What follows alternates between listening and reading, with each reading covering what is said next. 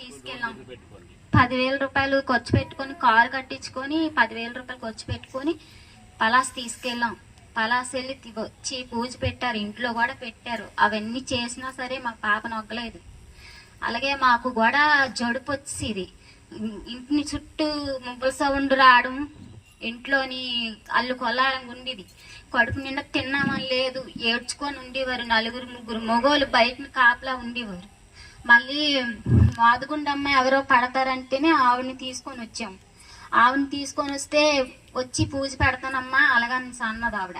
పూజ పెడతాను అనేసి అంటే సరేనండి ఎంతైనా పర్వాలేదు మా పాప బాగుంటే చాలు అని అన్నాం.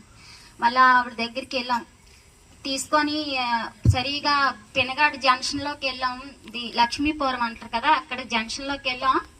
మళ్ళీ నువ్వు ఆటో తిప్పుతావా పిల్లని చంపిమంటావా అని చెప్తుంది. చెప్తే మాకు భయం వేసింది. ఇదేటి అనేసి మా మరిదేమో ఒళ్ళే వేసుకున్నాడు మా పాపని. కుస్మా అని పిలిస్తే పలకదో ఒలకదో, అమ్మా అని పిలుస్తాడు. అలా గుండాగిపోయింది, అలా ఉండిపోయింది. కళ్ళు ఇలా చూసిన కొలు చూసినట్టే ఉన్నాయి, పిల్ల పలకలేదు. ఆ అబ్బాయికి చాలా ఇష్టం మా పిల్ల అంటే. పెద్ద నూరెట్టి ఆ సెంటర్లో పెద్ద నూరెట్టి 2 కేకులు వేసారమ్మా కుసుమా అనేసి కేకులు ఎత్తడికి ఎవరివే నెంచు కూతురా నా కూతుర్ని వదిలే అనేసి పేకది గట్టి నొక్కేస్తుంటే వదులుతా వదలవా నా బిడ్డను వదిలే అనేసి పెద్ద కేక్ వేస్తాడు మా మరిది. వేస్తే నువ్వు ఆటో తిప్పు అంటుంది. ఆటో తిప్పు అంటే వద్దండి ఆటో తిప్పొద్దు, ఆ తల్లి గట్టి తల్లి నాకుంది, ఏమో అక్కడికి వెళ్ళాక తగ్గుతుందేమో, వద్దండి ఆటో ఆపొద్దండి తీసుకెళ్ళిపోండి అంటున్నాను నేను. వద్దండి మా పిల్ల ఇక్కడ ఉంటే చచ్చిపోద్ది తీసుకుపోదాం అని అన్నాను. అక్కడికి వెళ్ళాం. ఒక నైట్ ఉన్నాం. ఆవిడ ఏటేటో చెప్పి ఆ రాత్రికి బాగానే మాట్లాడింది. అక్కడికి వెళ్ళాక మళ్ళీ వస్తాం ఇంటికి తీసుకొచ్చేస్తే మీకు పూజ పెడతామని అన్నారు. ఫోన్లే డబ్బులకి వచ్చామన్నా పర్లేదు, అన్ని సామాన్లన్నీ తెచ్చి ఇక్కడే మేడ మీద ఇట్టాం.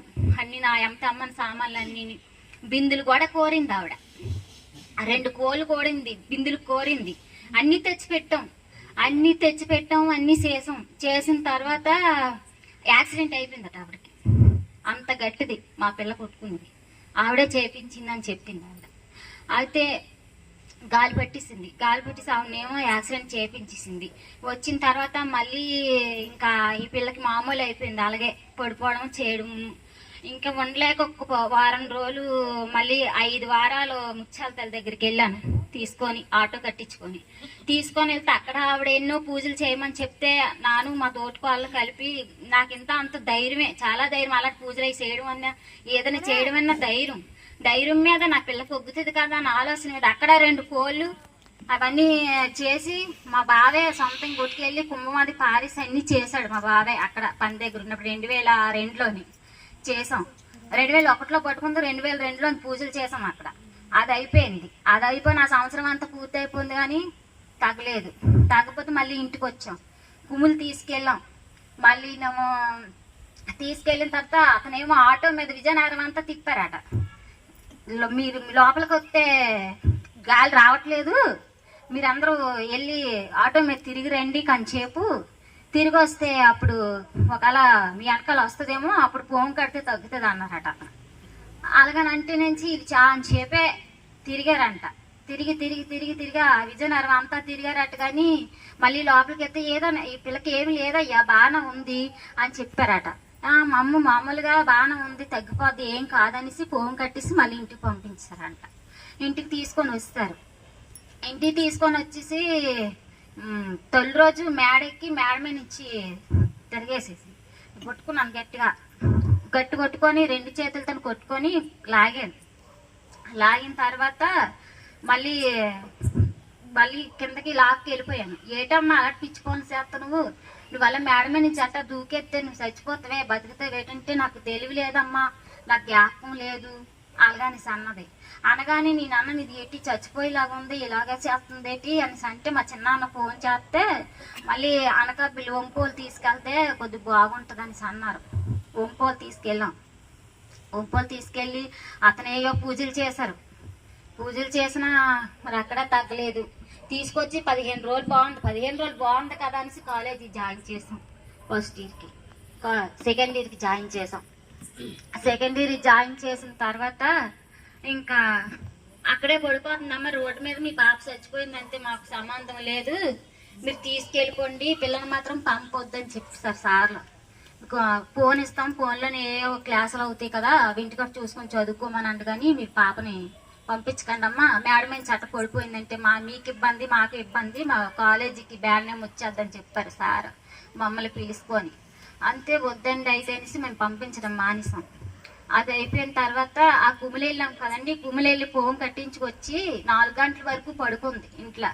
నేనే ఉండలేక అమ్మా అన్నం తిను, అలా పడుకొని ఉంటావు ఏంటి, ఎందుకమ్మా అలాగా, లేగమ్మా అన్నాను. లేగమ్మా అంటే వచ్చింది, ఆ మెట్ల మీద కూర్చుంది.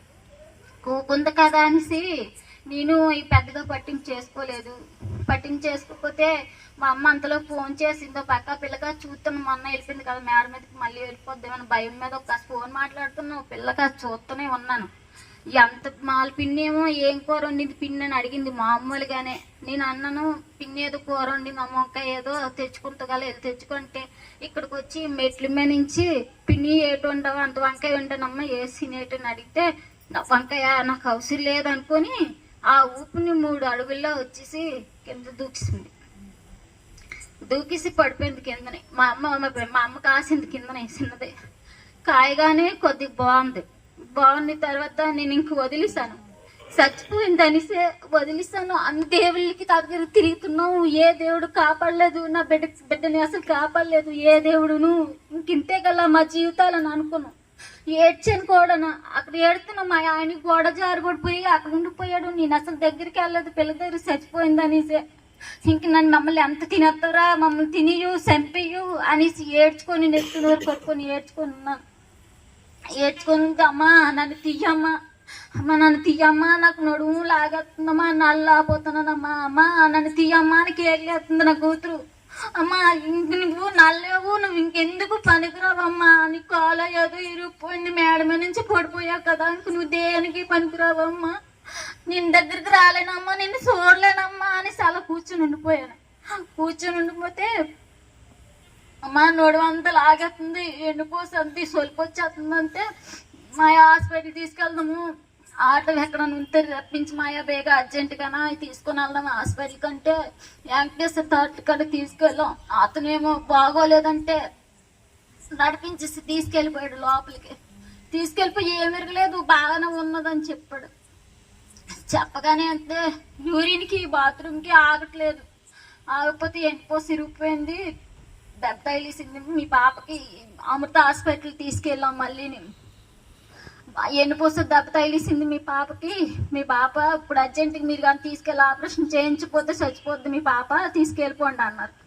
మా తమ్ముడు అన్నాడు, అక్క ఇక్కడ నుంచి తీసుకెళ్తే చాలా కష్టపడ్డాం, ఇక్కడి నుంచి తీసుకెళ్తే మళ్ళీ జాయిన్ చేసుకోరక్క, గవర్నమెంట్ హాస్పిటల్ జాయిన్ చేసేద్దాం, జాయిన్ చేసేది అక్కడి నుంచి అంబులెన్స్ వస్తుంది, కేజీ ఇచ్చి జాయిన్ చేద్దాం అక్క అన్నాడు. అంతే నేను అన్నాను ఏదో చెయ్యరా బేగనా, అది చచ్చిపోకముందే ఏదో చేస్తే బాగుంటుందిరా అలాగని సంతి వాళ్ళగా కాల మాట్లాడుతూ దెబ్బలాడుతుంది. మా తమ్ముడు దెబ్బలాడితే తీసుకొని వెళ్తే వేరే వాళ్ళ ఆటో మీద వెళ్ళాం, మా ఆయన ఫ్రెండ్కి తీసుకొని వెళ్తే అక్కడ జాయిన్ చేసుకుంటారు. వాళ్ళు ఏం చేస్తారు, మా పాప సూసైడ్ చేసుకుందని రాశారు ఖాతాల మీద. అక్కడికి వెళ్ళాక మమ్మల్ని జాయిన్ చేసుకోలేదు. ఎంత ఏడ్చాను, దేవుడికి ఏడ్చాను, ఏసైకే ఏడ్చాను. నేను తండ్రి నువ్వేనా మమ్మల్ని చూడవా, అందరూ అన్ని దేవుళ్ళ కాడికి వెళ్ళాను, ఏ దేవుడు మమ్మల్ని కాపాడలేదు, ఏసయ్యా నువ్వేనా కాపాడవా మమ్మల్ని అని అనుకున్నాం, నా మనసులోనే అనుకుంటే తర్వాత సారేమో లోపలికి పిలిచారు. నన్ను పిలిచి ఇలాగ ఎన్ను తిరుగుతుంది సెల్లలో చూపించారు. అమ్మ మీ పాపకి ఈ సైడ్ అయిపోయి ఆపరేషన్ చేయాలి అన్నారు. సార్ చేయించండి, మాకేం తెలియదు సార్, మా తమ్ముడు వచ్చేదానికి అలా అలాగని చెప్పాను. మరి సూసైడ్ చేసుకుందాం తండ్రి ఎందుకు అని అడిగారు. సూసైడ్ కాదు సార్, గాలి అంటే ఎవరు నమ్మట్లేదు, చదువుకున్న ఎవరు నమ్మలేదు, మా పాప గాలి పట్టేసింది సార్, అందువల్ల పడిపోయింది, మాకు గాలే పట్టింది కానీ మా పాప సూసైడ్ చేసుకోవడానికి మా పాప అలాంటిది కాదు సార్, మంచిది, ఏ మాటలు ఎవరి చోటు ఎవరు తేదు సార్, మా చాలా మంచిది, మా పిల్ల మా మాట ఎంతది, మా 2 సంవత్సరాలు పెట్టి చదివించుతాను, మా అమ్మగారి ఇంటికాడే చదివించుతామండి ఆ పిల్లని, అలాంటిది ఏ లేదండి అలాగనిసి అంతే. మరి ఎందుకు రాసారు, పోలీసులు కూడా వచ్చారు అక్కడ రాయడానికి, ఎంక్వైరీకి అడగడానికి ఎంక్వైరీలు కట్ట వచ్చేవారు, ఇంటికి వెళ్తారమ్మా ఎంక్వైరీ చేస్తారు, అప్పుడే మీకు ట్రీట్మెంట్ చేస్తారని అన్నారు. అయినా అది బాధపడలేదు. ఏ చేతుడో దేవుడిదే దిక్కని ఆలోచించిన తర్వాత లాస్ట్కి 3 గంటలు జాయిన్ చేసుకుంటారు హాస్పిటల్లోని. 3 గంటలు జాయిన్ చేసిన తర్వాత ఆ 3 గంటలు జాయిన్ చేసుకుంటారు కేజీహెచ్లోని. 3 గంటలు జాయిన్ చేశారు, తీసుకొచ్చి బెడ్ మీద వేస్తారు. ఎవరు పెట్టించుకోలేదు, సూసైడ్ కేసు అన్నారు, అందుకని పట్టించేసుకోలేదు. ఎవరు పట్టించేసుకోకపోతే తెల్లారనేసి మా పక్క పెట్టోళ్ళు దేవుడి నమ్మునోలే. ఆ అమ్మ అన్నది ఏసై మంచోడమ్మా, ఏదైనా సరే మీకు కాపాడుతాడు. ఆవిడ గట్ట మేడ మీద ఉంటాయి కదండి, ఏంటమ్మా స్లాబ్ ఉంటుంది కదా, అది పడిపోయింది ఆవిడ దొర మీద. నీకు ఎమికి ఇరిగిపోయిందని చెప్పాడు. కానీ అతను ఆ దేవుడి వల్ల నాకు స్వచ్ఛత ఇచ్చడం, దేవుడు నాకు బాగానే ఉంది, నాకు అలాంటి దేవి లేదు, మీ పాపకు కూడా బాగుపడుతుంది, నమ్ముకోండి మీరని ఆవిడ చెప్పింది మా పక్క బెడ్డ ఆవిడ. ఆ తర్వాత ఏమో ఇక్కడ మా పాపకి బాగాలేదు, చిన్న పాపకి.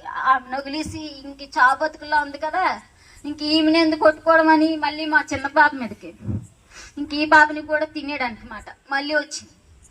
మళ్ళీ మా పాపని అక్కడ చిట్ట చినుకులు పడుతుంటే అక్కడ పడిపోయిందంట. పడిపోతే మేము కేజీహెచ్లో ఉన్నాం. ఆ వాళ్ళు ఫోన్ చేసి చెప్పారు, కనకమహాలక్ష్మి పడిపోయింది, బాగాలేదు అలాగనేసి. చెప్పగానే ఇదేంటి మా పరిస్థితి ఎలాగుంది అంటే, నేను అవనమ్మకంగా ఉన్నాను దేవుళ్ళలోని, అందుబెట్టి నాకు దేవుడు అంత అవనమ్మకం మీదే ఉన్నాను. మళ్ళీ 11 గంటలు పడిపోయింది. మళ్ళీ నీ పాప 4 గంటలకి ఒక ఆవిడ చనిపోయింది, పక్క బెడ్ ఆవిడ చనిపోతే 11 అయింది ఖచ్చితంగా.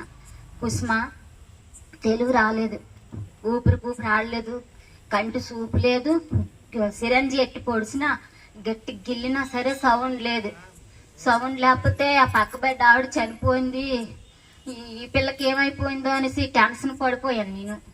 టెన్షన్ పడిపోతే మా మరిది నాకు కాపలా ఉన్నాడు, గణేష్ కాపలా ఉంటే 11 గంటల నుంచి 12 గంటల వరకు తిరుగుతున్నాను హాస్పిటల్ అంతా. పిల్ల తెలుగు రాలేదు, అందరినీ పిలుస్తున్నాను, నర్సుల్ని డాక్టర్ని పిలుస్తున్నాను. అమ్మా మా పాప తెలుగు రాలేదు, పిలుస్తుంది పలకలేదమ్మా అనేసి. అయితే నుంచి ఏం కాలేదన్నారు. ఆ మేడం వచ్చి సూది సిరంజితోని గట్టి పొడిసిన గీమలేదు, ఏ సౌండే రాలేదు, అన్నది ఆనలేదు. భయం వేసేసి టెన్షన్ పడిపోయాను, ఇంకా పెళ్ళి అయిపోయిందేటో అనేసి. అప్పుడు మా గణేష్ ఫోన్ చేశారు, వదిన ఎందుకు నువ్వు అలా టెన్షన్ పడుతుండు, పాస్టర్ గారికి ఫోన్ చేస్తాను అనేసి. అప్పుడు జర్నీ పాస్టర్ గారికి ఫోన్ చేశారు. ఫోన్ చేస్తే మనం వెళ్ళి 5 రోజులే అయ్యింది జాయిన్ అవ్వి. 5 రోజులు అవుతే ఆ పాస్టర్ గారికి ఫోన్ చేయగానే మా పాప దేవుడి గురించి 2 మాటలు మాట్లాడేటప్పటికి కళ్ళు తెరిచి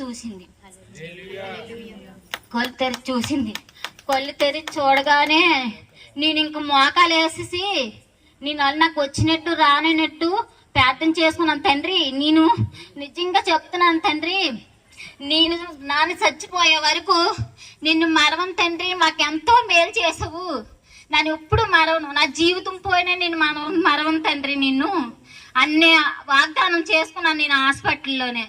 మా ఆయనకి కూడా చెప్పాను, ఆపరేషన్ చేస్తే చనిపోద్ది పాప, చిన్నపిల్ల కదా, చిన్న వయసు కదా, పైపులు లోపల పెడతారు, నోట్లోంచి గొంతుకులో పెడతారు, మొత్తు పైపులు, చనిపోద్ది, మీకు అభ్యంతరమేనా, ఆపరేషన్ చేయమంటారా అని అడిగారు. మా ఆయన కొద్దిగా పాప అంతే బాగా కొద్దిగా ఇది వద్దు, ఉంటే అలా ఉంచుకొని చూసుకుందామంటే దాన్ని బాగా భరించలేకపోతాను, వద్దు చేసిమను, దేవుడే ఉన్నాడు మనకి, ఆ యేసయ్య చూసుకుంటారు అలాగనేసి నేను అన్నాను.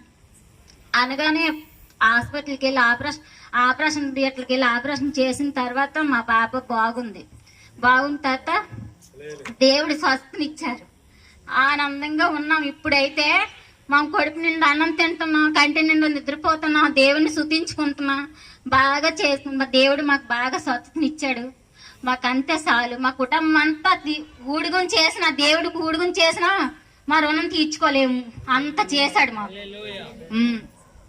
చాలు మాకు ఈ జన్మకి, అంతే. ఇంకెన్ని దేవుళ్ళు మొక్కను అన్ని దేవుళ్ళు కాదు, యేసయ్యే దేవుడు, నిజమైన దేవుడని నేను అనుకోను.